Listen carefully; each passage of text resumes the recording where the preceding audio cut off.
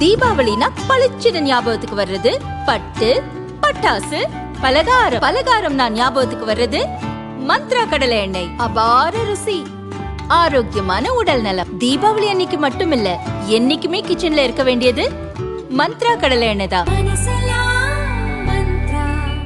இனி பிரத்யேக செய்திகள் உங்கள் விரல் நுனிகள். இந்தியாவின் சமூக ஊடக தளம் அரட்டையில் தினமலர் சேனலை பின்தொடருங்கள்.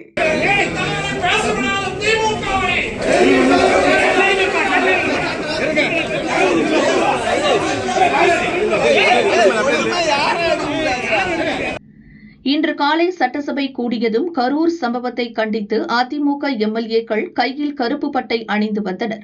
உறுப்பினர்களுக்கு ரத்த அழுத்தம் அதிகரித்து விட்டதோ என எண்ணியதாக அதிமுக எம்எல்ஏக்களை பார்த்து சபாநாயகர் அப்பாவு கிண்டல் செய்தார். எம்எல்ஏக்களின் கேள்விகளுக்கு சம்பந்தப்பட்ட துறை அமைச்சர்கள் பதிலளித்து பேசினர். கரூர் சம்பவம் குறித்து விவாதிக்க வேண்டும் என எதிர்க்கட்சித் தலைவர் எடப்பாடி பழனிசாமி வலியுறுத்தினார்.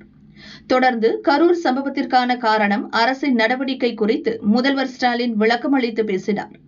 தவேக தலைவர் திட்டமிட்ட நேரத்திற்கு வராதது, தவேக நிர்வாகிகள் கூட்டத்தை முறையாக ஒருங்கிணைக்காததே அசம்பாவிதம் நடக்க காரணம் என ஸ்டாலின் கூறினார். இதைத் தொடர்ந்து பேசிய எடப்பாடி பழனிசாமி, கரூர் வேலுச்சாமிபுரத்தில் கூட்டம் நடத்த அதிமுக அனுமதி கோரியபோது அங்கு போக்குவரத்து நெரிசல் ஏற்படும் என கூறி அனுமதி வழங்க போலீஸ் மறுப்பு தெரிவித்தது.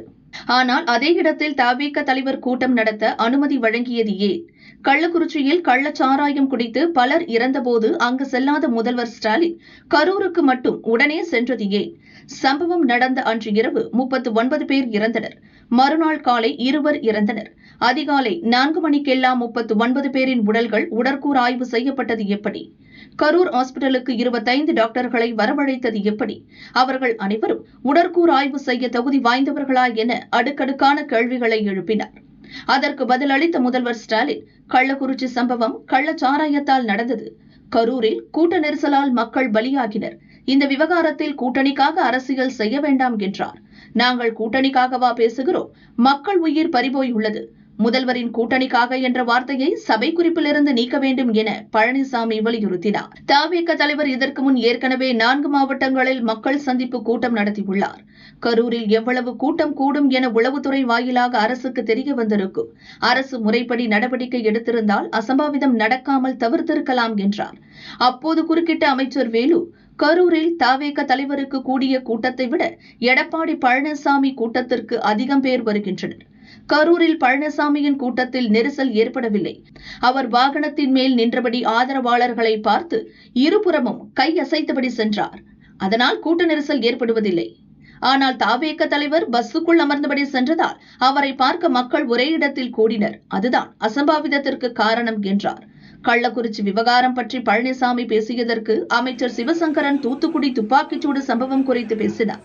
இதற்கு எதிர்ப்பு தெரிவித்த அதிமுகவினர் அமைச்சரின் தூத்துக்குடி பற்றிய பேச்சை சபை குறிப்பிலிருந்து நீக்க கோரி அமளியில் ஈடுபட்டனர். சபாநாயகர் இருக்கை முன் அமர்ந்து பழனிசாமி உள்ளிட்ட அதிமுகவினர் தர்ணாவில் ஈடுபட்டனர். தொடர்ந்து அவர்கள் அனைவரும் சபை நடவடிக்கைகளை புறக்கணித்து வெளிநடப்பு செய்தனர்.